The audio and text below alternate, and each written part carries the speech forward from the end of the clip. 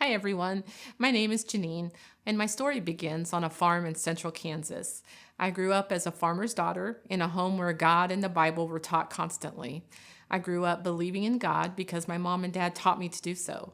I never questioned it and took what they taught me and what I learned in Sunday school and church by faith. I remember being very scared of hell or living eternity apart from Jesus. I learned early on that you get to heaven by having Jesus in your heart. So I probably prayed hundreds of times and asked Jesus to forgive me and come into my life, but then the doubts would come.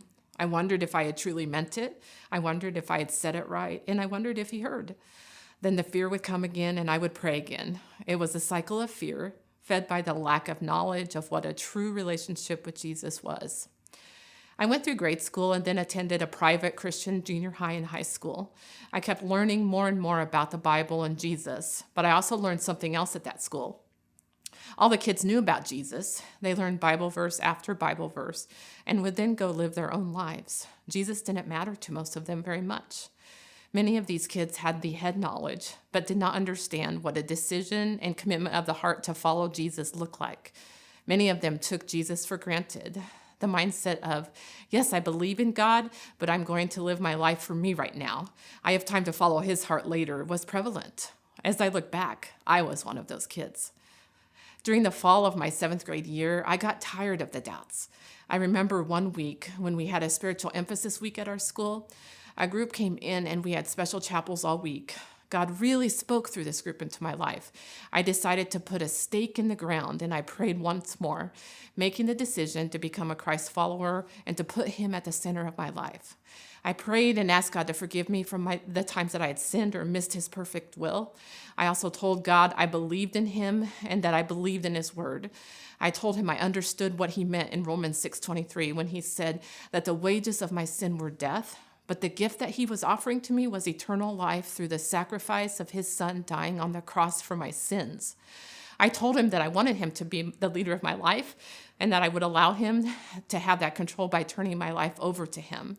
That third step was the hardest step for me.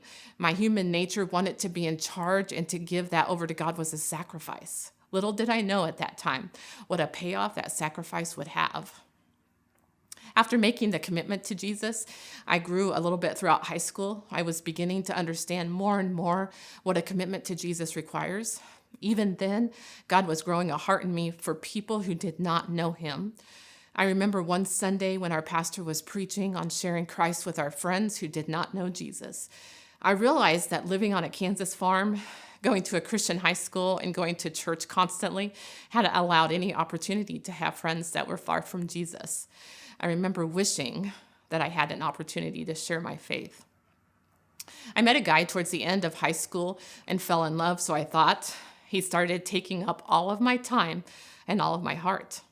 I dreamt about our future together and the family we would someday have. I remember trying to interest Kevin in spiritual things to little avail.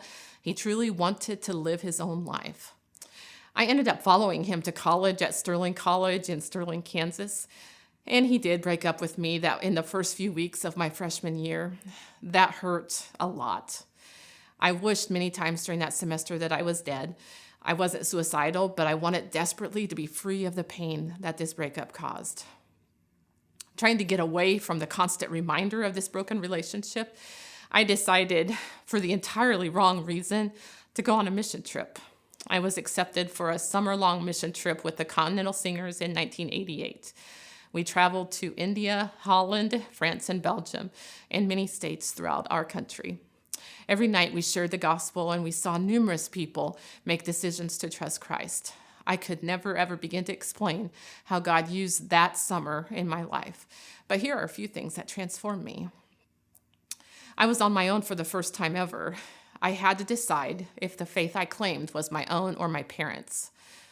Also, I was surrounded all summer by 35 other college students who loved Jesus desperately. Their commitment to him was an amazing example to me. They were serious and passionate about Jesus in their lives and the difference he was making. When they prayed, it was like God was right there. I was a witness to what a genuine relationship with Jesus looks like versus organized religion. As the summer came to an end, I knew without a doubt that I wanted to spend the rest of my life experiencing Jesus in that way. I wanted to run after him and fall more and more in love with him. I wanted him to meet me face to face every day because I had witnessed the genuine thing, and it was captivating. Once you see it, you just want more. I didn't want religion. I wanted Jesus. I came home from my trip changed. I spent another semester at Sterling and then transferred to Emporia State, where I got involved in a campus ministry called BSU. I had the opportunity to start leading Bible studies and start discipling younger students. And then for the first time, I realized that God could use me to impact someone else spiritually. This newly found purpose encouraged me to grow and to become who God desired me to be. And interestingly enough, that desire continues even to this day. I met Craig at Emporia State through the BSU. He had just accepted Christ into his life, and we began getting to know each other. Soon, our lives were so intertwined with the ministry to college students that we could never imagine leaving or doing anything else. When our friends graduated, we were surprised that they were planning to leave and go work different jobs, despite all God was doing on our campus. We were on staff at Emporia 1 year before getting engaged. Our plans to marry coincided with our plans for ministry. We decided to move to Topeka and work a few years to make money and go to seminary so we could be on a different college campus in ministry in just a few short years. For many, many reasons, God changed our itinerary, and we ended up staying in Topeka. Craig attended seminary in Kansas City, and we were asked to help lead the student ministry at Washburn after the leader who was the admissions director moved out of state. That was 22 years ago. We have been at Washburn leading Christian Challenge since that time. We have seen God do absolutely amazing things in the lives of so many college students. I count it one of my highest callings and one of my greatest privileges to have had the opportunity to learn and grow alongside the most amazing college students in the world. During these years, God has also brought us through many hardships and challenges. Through these trials, I am so aware of how difficult this life is. There is so much pain in this world that sometimes it's hard to comprehend. The difference Jesus has made for me is that during the trial, in the midst of the journey, and in the midst of the pain, he walks by my side. He has given me peace when there was no way to explain it. He has given me hope through the understanding that this world is not our home and that eternity with Jesus is our inheritance.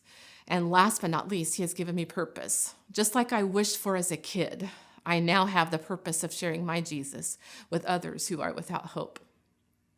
Recently, he has been teaching me how much I need to grow in love towards him. Psalm 73:25 says, "Whom have I in heaven but you? And I have no delight or desire on earth besides you." I love that each morning when I get up and open my Bible to hear from Jesus, I now expect him to speak into my heart and continue the transformation he started so many years ago. Thank you.